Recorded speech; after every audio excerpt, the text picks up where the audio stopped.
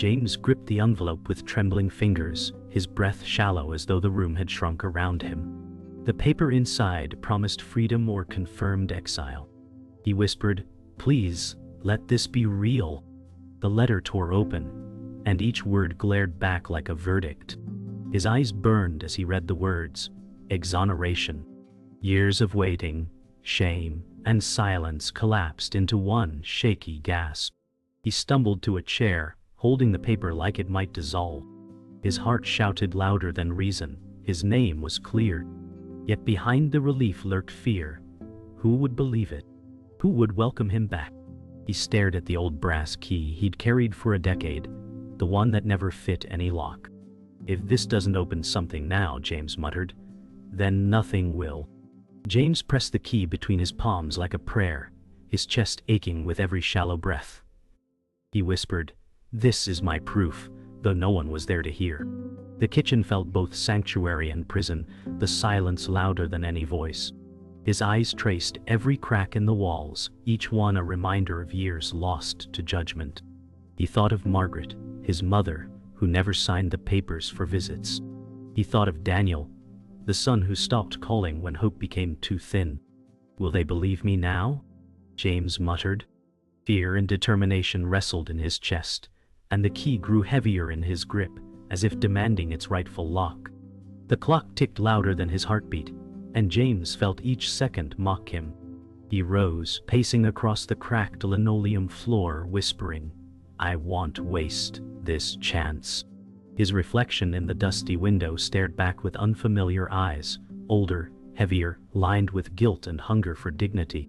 He tapped the key against the glass, listening to the metallic click echo.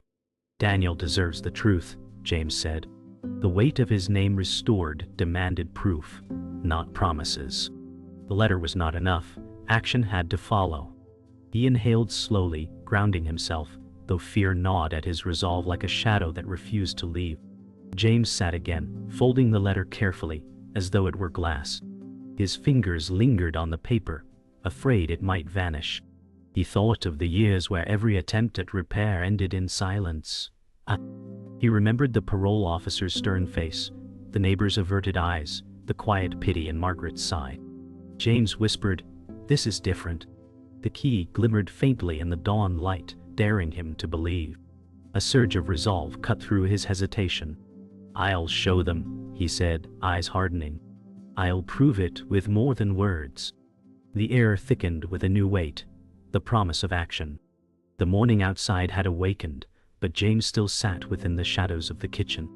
Distant sounds of children walking to school pricked at his ears, reminders of a world that had kept moving without him.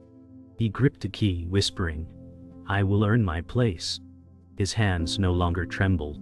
The air smelled of stale coffee and something unspoken, possibility.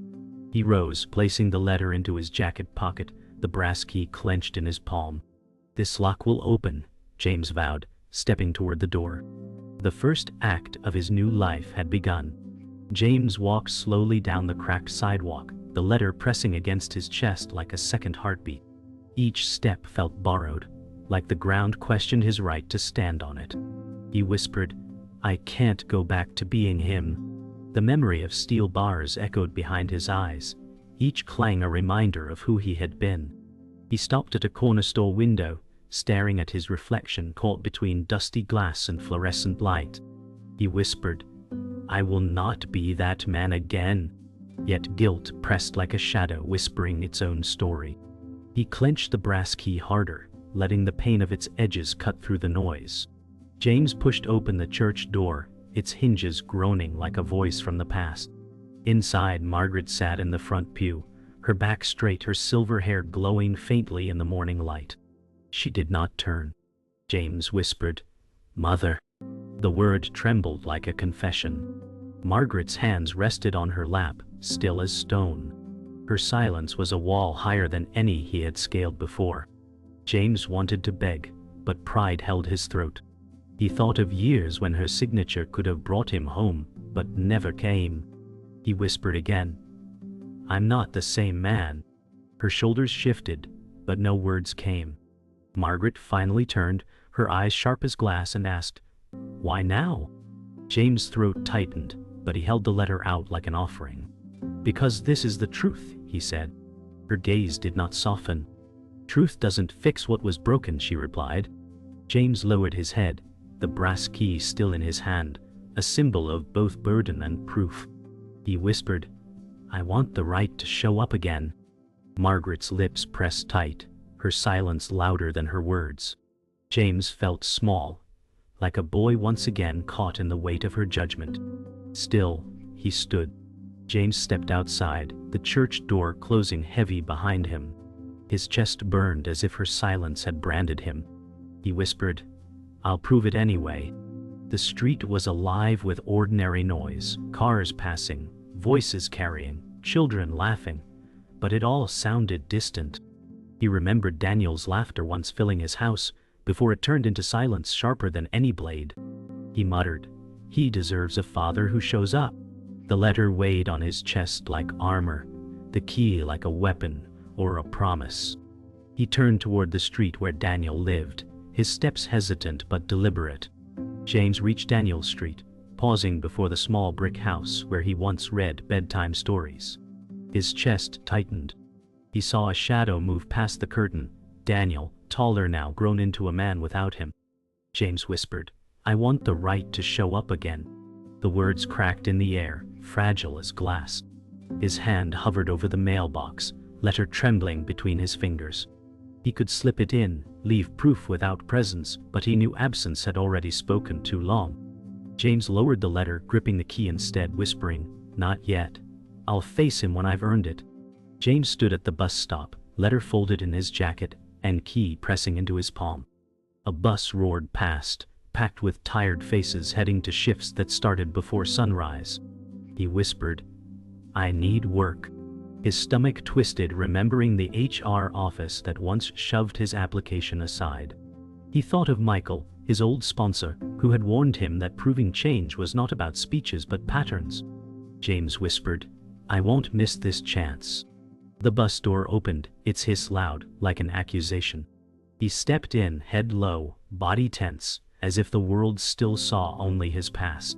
Inside the bus, James sat hunched, the city rushing past in gray blurs. A teenager nearby glanced at his worn jacket, eyes sharp with suspicion. James stared at his reflection in the scratched window, whispering, You can't slip. Each stop felt like a test, each stare like a verdict. He thought of the parole office, the cold ticking clock, the clipboard that always asked for more proof. He muttered, They won't hand me trust. The bus jolted, sending the brass key clattering against the seat. James caught it quickly, pulse racing, as though the world might take it away. James stepped into the HR office, air thick with printer ink and silence. Behind the desk sat Mr. Harris, African-American male with graying beard and crisp suit, the gatekeeper of second chances. Harris looked up, eyes cool, and said, We've been here before. James placed the letter carefully on the desk, whispering, This time is different. Harris tapped the paper once, unimpressed. Truth is slow to prove, he said. James clenched the key in his pocket, holding back his frustration. I'll be here on time, every day, James promised. Harris sighed, unimpressed, but his eyes flickered, almost curious. Harris leaned back, folding his arms. You've said words like these before, he said. James swallowed, his throat dry, and whispered, I'll show you. Harris studied him, eyes steady but not cruel. Then you'll start with probation, no shortcuts, he said. James nodded, though the word cut. His pride screamed, but he remembered Michael's warning. Humility tasted bitter before it healed. I'll take it, James said, voice low but steady. Harris slid a paper across the desk, pen cold against James' fingers. The deal was not trust, it was a leash. Yet James signed, jaw tight, eyes sharp with resolve. James stepped back onto the street, contract folded in his jacket. The city noise pressed around him. Horns, footsteps, voices. He whispered, Step 1. The key dug into his palm as if reminding him that proof wasn't paper, but persistence. He thought of Daniel, of Margaret, of every door slammed before. "I'll earn this," he vowed. Yet a shadow moved beside him. Die, 40, Hispanic male with slicked hair and easy smile, his old friend. Eddie grinned. "You don't have to play by their rules." James froze, hearing temptation in his tone. The fight for his second chance had just grown sharper. James followed Eddie down an alley, tension coiling in his gut. Eddie's voice was smooth. "One job, quick money, no questions." James shook his head, whispering, "I can't risk it." Eddie grinned. "They'll never know." James' grip on the brass key tightened until it bit his skin. He remembered Harris' words, trust was slow, but it could be earned. Eddie leaned closer, eyes sharp. "That letter doesn't erase what people think of you." James whispered, "I don't care what they think. I care what I prove." Eddie laughed, but his eyes betrayed hunger. The offer wasn't about money, it was about dragging James back. James stepped back, shaking his head, but Eddie's smirk faded. "You think you're clean now?" Eddie hissed. James muttered, "I'm not that man anymore." Eddie pulled out a folded paper, tossing it against James' chest. It was a statement, signed years ago, twisted to suggest James had confessed to something he never did. His chest burned as he read the forged word. Eddie whispered, "Truth is what people believe, not what's written on some letter." James' throat tightened. The twist cut deeper than temptation. Die held a lie that could erase everything. James' voice cracked. "Why would you do this?" Eddie's smile was bitter. "Because if you rise, I'm left behind." The air felt heavy, like the alley itself leaned closer. James wanted to tear the forged paper apart, but fear rooted his hand. Eddie's eyes gleamed with old resentment. James whispered, "I won't fall for it." Eddie stepped closer, almost pleading. "We were brothers once. Don't leave me in the gutter." James looked at him, heart torn, realizing Eddie wasn't just tempting him. He was demanding James carry his failure too. James folded the forged paper slowly, hands trembling. "I won't play this game," he whispered. Eddie's jaw tightened, anger surfacing under the swagger. "Then they'll hear my version," he spat. James' chest felt hollow. He realized the second chance wasn't just about proving innocence. It was about surviving lies. The key in his pocket pressed like a reminder. Some locks required pain before they opened. James stepped forward, voice low but firm. "I'll take honesty over your shortcuts." Eddie sneered, but for a flicker, respect flashed in his eyes. Then he turned away, muttering curses swallowed by the city noise. James leaned against the brick wall, chest heavy, the forged paper burning in his pocket. He whispered, "The truth costs more than I thought." His body shook, but his eyes sharpened. The twist was clear. To earn his second chance, he had to fight not only suspicion, but deliberate lies. The brass key pressed hard. A weight and a promise. He muttered, "I'll stand taller, even if I stand alone." The city noise roared around him, but inside, silence grew sharp and steady. What waited ahead would demand more honesty than comfort, more loss than applause. James stood outside the community hall, contract folded in his jacket, forged paper burning in his pocket. Inside, Harris waited with a committee who would decide if he earned a real position. His chest tightened. He whispered, "Tell the truth or die a lie."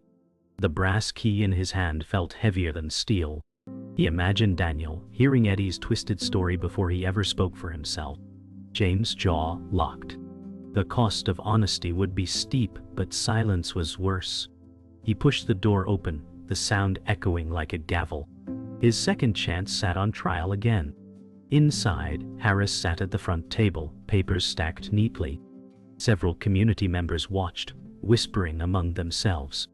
James placed both the exoneration letter and the forged statement on the table. His voice was steady. "This is who I am, and this is the lie." Gasps rippled through the room. Harris's eyes narrowed, but not in anger. He studied James like a man weighing iron. James said, "I won't hide from either."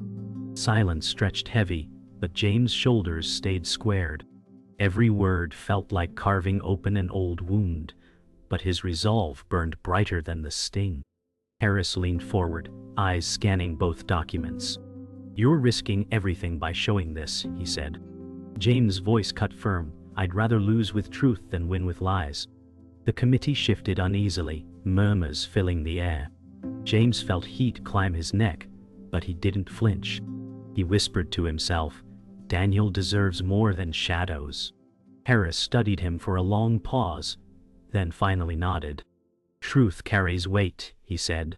James' chest loosened slightly, but fear still gnawed. He had stepped off a cliff, and the ground had yet to meet him.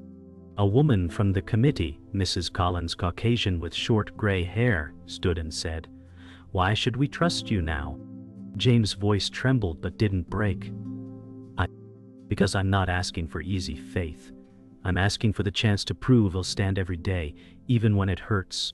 His words echoed off the walls, louder than expected. Silence followed. James gripped the brass key, its edges pressing sharp. He thought of Margaret's silence, Daniel's absence, Eddie's smirk.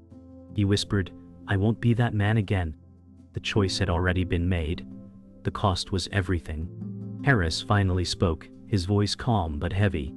"You've chosen a costly path. What you do next will decide if this room remembers the lie or the truth." James nodded, whispering, "Then let them watch me."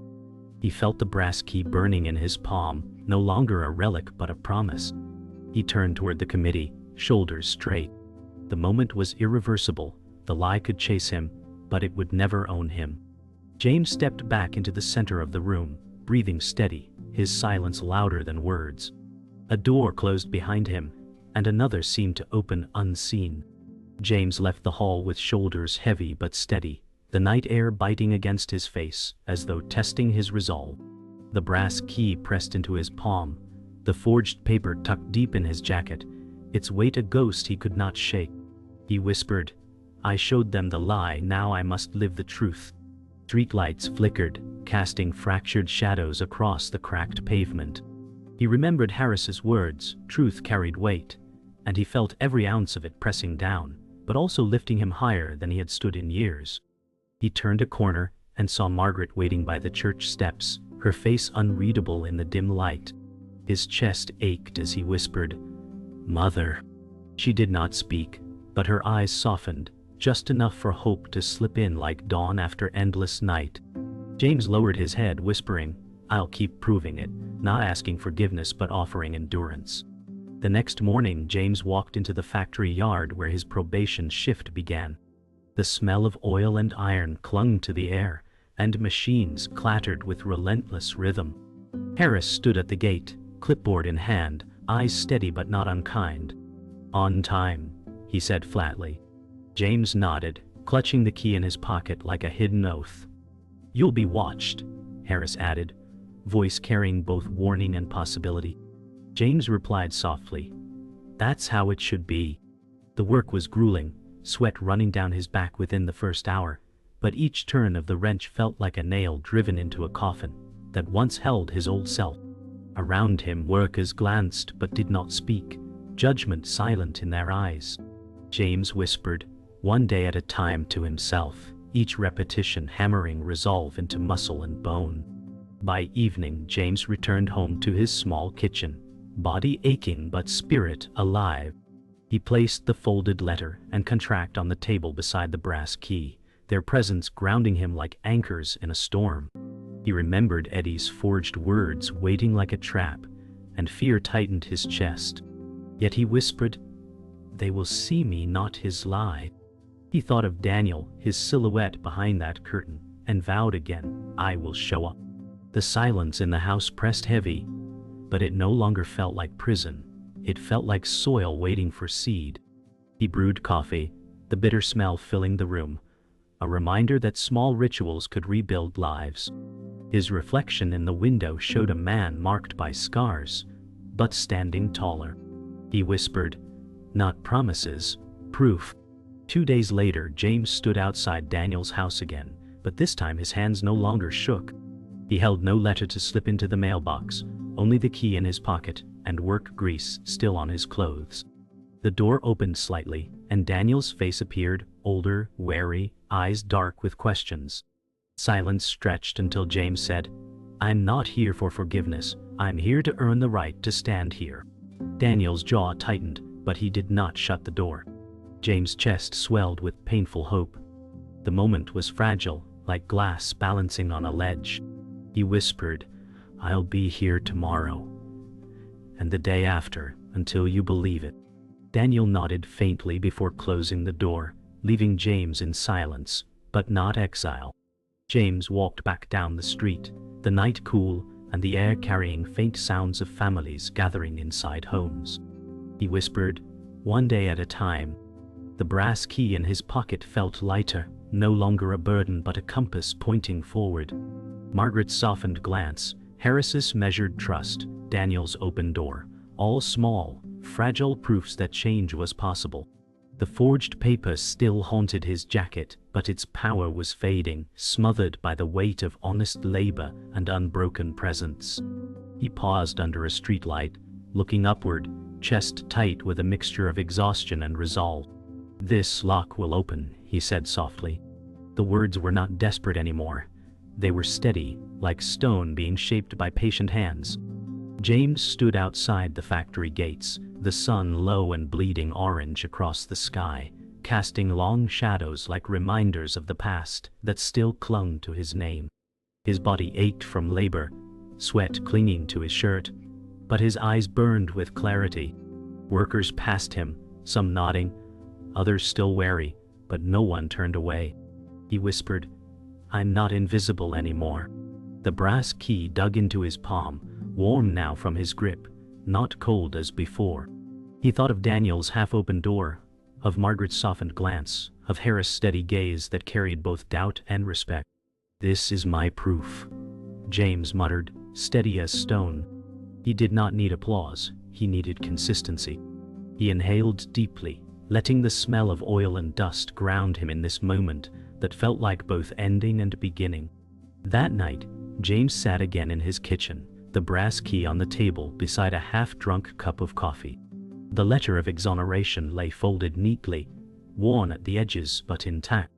He stared at the key, whispering, "You've waited long enough." His reflection in the window looked back with tired eyes but not broken ones. He imagined Daniel across town, deciding whether to open the door again tomorrow.